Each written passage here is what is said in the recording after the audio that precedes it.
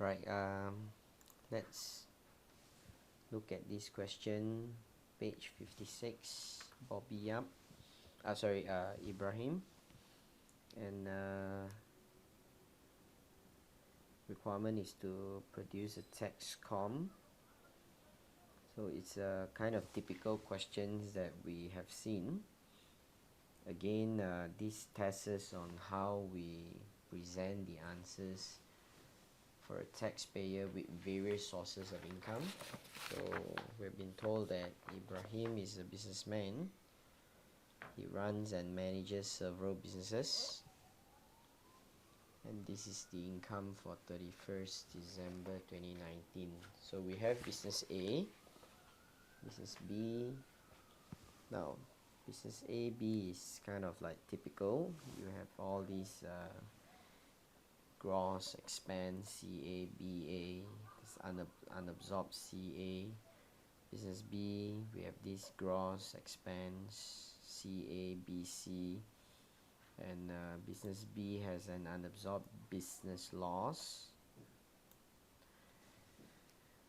Okay, this is kind of like tricky. It says that Ibrahim acquired a new business from his cousin on 1st January 2019.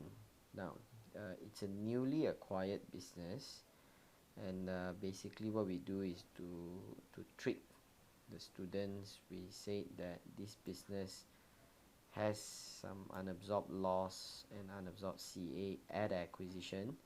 Now, meaning the loss belongs to the cousin before they sell it to you, so it won't actually come to us. So what you do is you just have to make sure that you ignore the loss and the CA. It will not come to you. Okay, so just take the adjusted income as well as the capital allowance.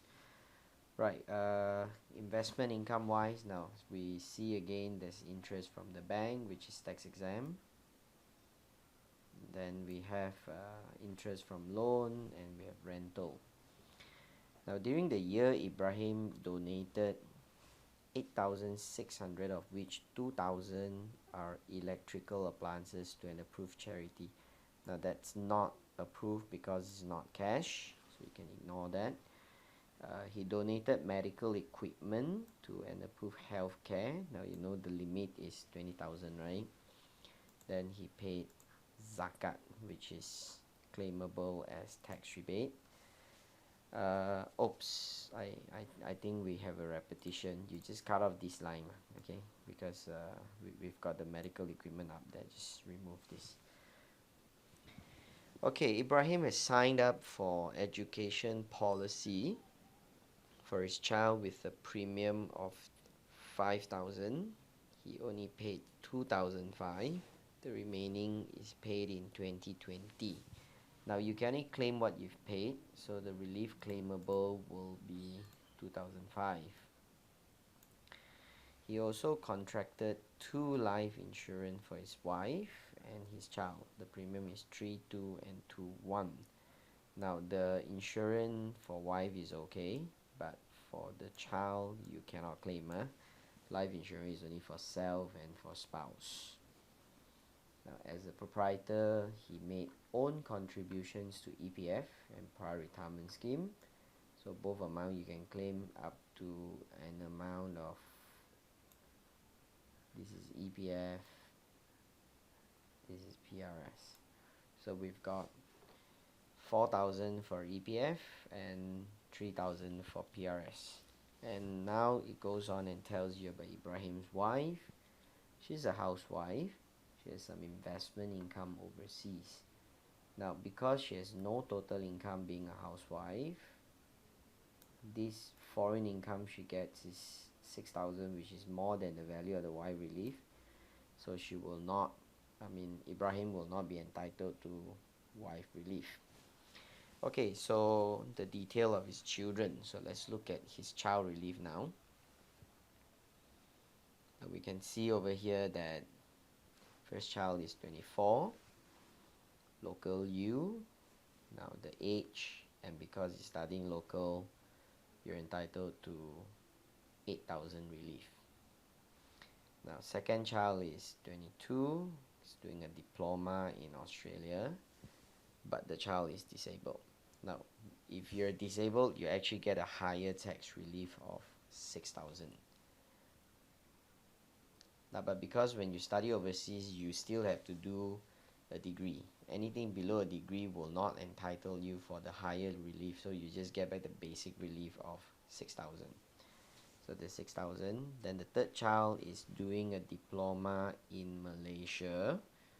Now when you're in Malaysia, we don't see the level, right? It's okay that you're not a degree, and the child is disabled, so you get the max of 14,000.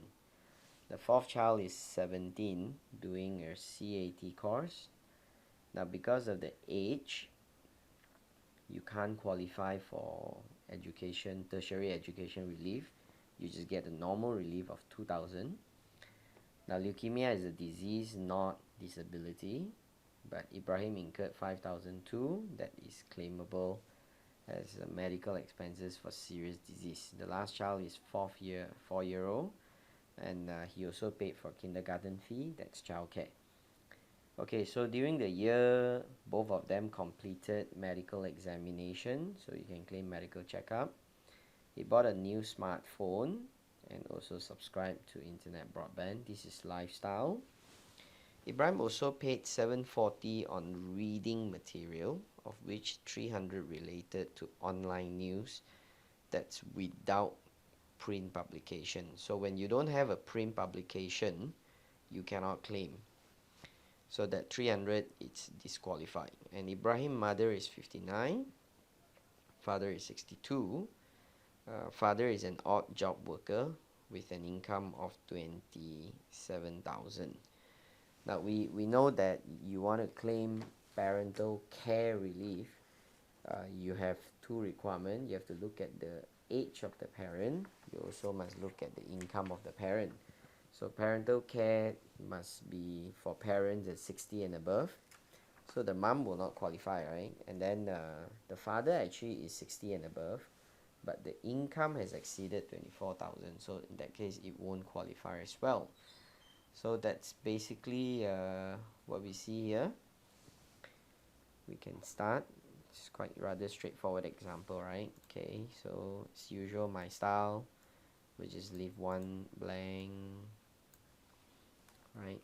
Tax computation, year of assessment 2019 is actually for Ibrahim. Now let's begin off with business, and we're gonna have business A, B, and C. Now I will maintain 3 columns.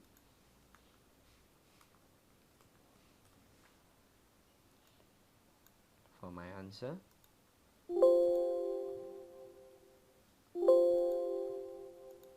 Okay, right, gross 91,280, tax deductible expenses 30,280. That's my adjusted.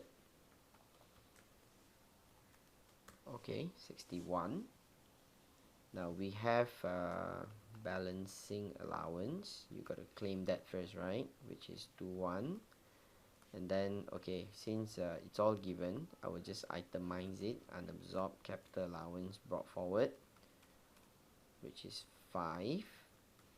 And then the current year capital allowance, which is 10,080. So what is my CA absorb? Now I have enough adjusted to absorb everything. Okay, so my statutory income will be 43. Right, what about business B? Okay, I have the similar description, so I'm just going to copy this down. And for business B, the gross is 78. Okay, the expenses is actually 92, right? I mean, this example is a bit strange because we're at the early stage of the study, so I have purposely put in something called the non-deductible expenses lah. So it's quite clear, right? Since it's not deductible, you're not supposed to deduct. Now, and you notice the figure 78 minus 92, you would have got a loss, correct or not? I mean, if I just cast it, the loss is 14,000. Right, I can put a note here that you have a current year business loss 14, okay? And even though it's a loss 14, we have a balancing charge 11.5, then we'll minus capital allowance, which is 9,005. Notice there's a net charge, so you still have 2,000. Now that's my statutory income, and I'm going to show the SI in the third column because this is the figure that we will add with this figure. Okay, let me just bold it. This one. Now then let's come to business C. Now business C, we have already been given the adjusted is 256. Now I just want to indicate that the unabsorbed brought forward from the cousin will not come to you. Then the current year capital allowance is 12.5. So the statutory income be 13.1. Now notice we line up together so that we can now add them up and call it as aggregate business statutory income, and the amount would be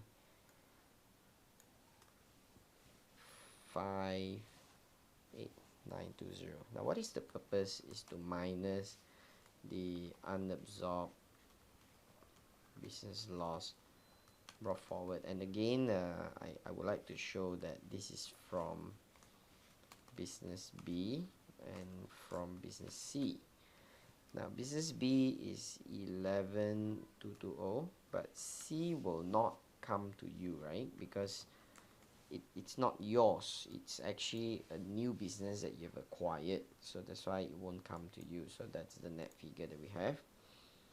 Okay, so we've done business A, business B, business C, so it's all done. Let's just move on. Now investment income wise, what do we have? Section 4C,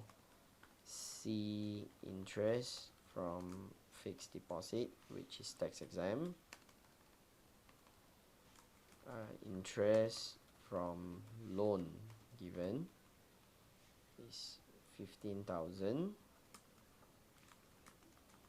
and then your rental income is 99. Alright, so our aggregate income would be this three figure. Wait, what's my mistake? 1, 2, 3. Okay, so it's 1617, and you minus off, remember, current year business loss. Remember just now we say there's a 14,000, and then you minus off approved donation, and for donation, cash to charity, now maximum is 7% of 1617. Oops. Okay, right, you know very clearly you won't exceed because it's only 6,006, so let's just take that. And then the donation in kinds are not approved, so 0, and medical equipment is maximum 20, so that's what you claim, right? So guys, my total income would be, just cast this figure as well, 1 to 100. Okay, all right, it's now the time that we got to pick up the personal tax relief. So as usual, we start off with personal deduction, which is 9. Okay, so I'm going to follow sequence of the question. Now here we have the education insurance. Now only paid is claimable. Now this is life insurance. Okay, anyway, the wife portion is already more than 3,000. So I just want to write here that child's life insurance is not claimable. It's just for you to know. And then we have EPF, which is restricted to be 4,000. Now PRS goes with deferred annuity, which is restricted to maximum 3,000. Right, then wife. Now because the foreign income exceeded 4K, you don't get any wife relief. Okay, and for child relief, right, we have the first child. So as we discussed, 8K, and the second child is 6. Now sorry, I forgot to put negative. 8, 6. The third child is 14.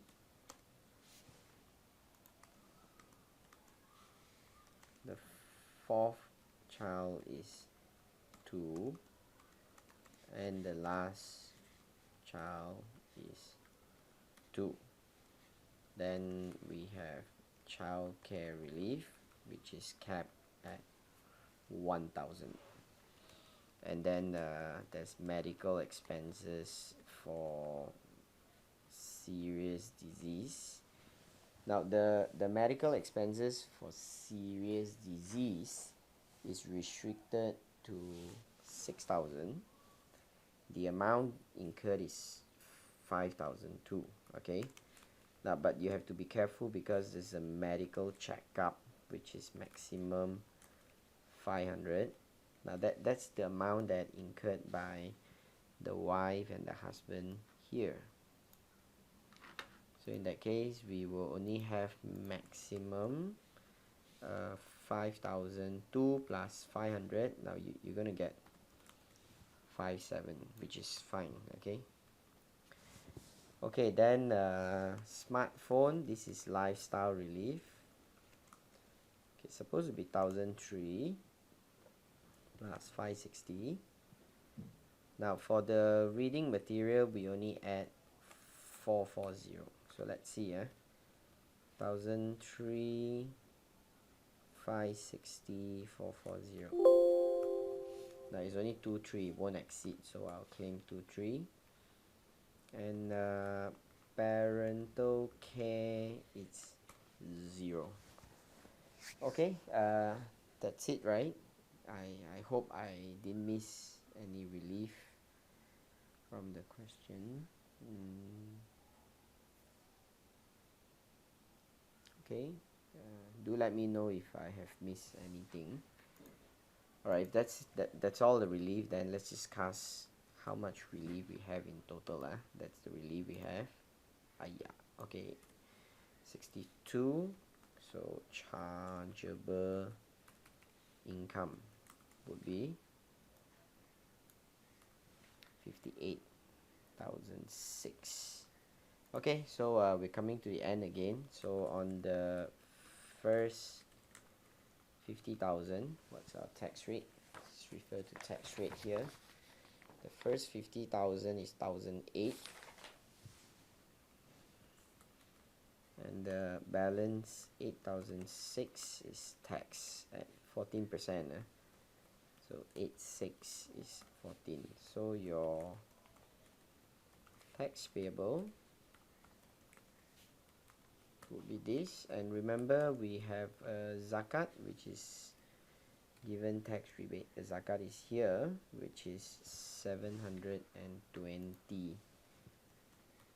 So the net tax payable is 2284. Alright, so that's the answer to Ibrahim. Okay, and again, I will just show back the answers so that those who just want to check the answers, they'll be able to come right straight to the end of the page. Okay, that's Ibrahim.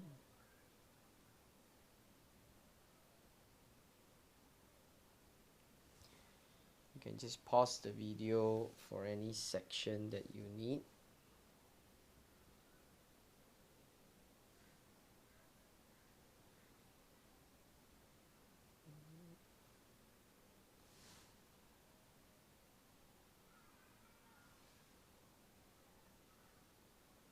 Right, that's all the relief.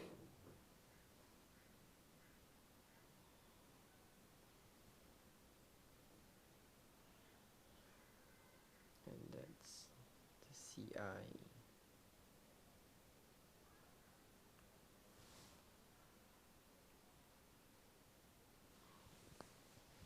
Okay guys, thank you very much. That's the answer. You can pause the video here.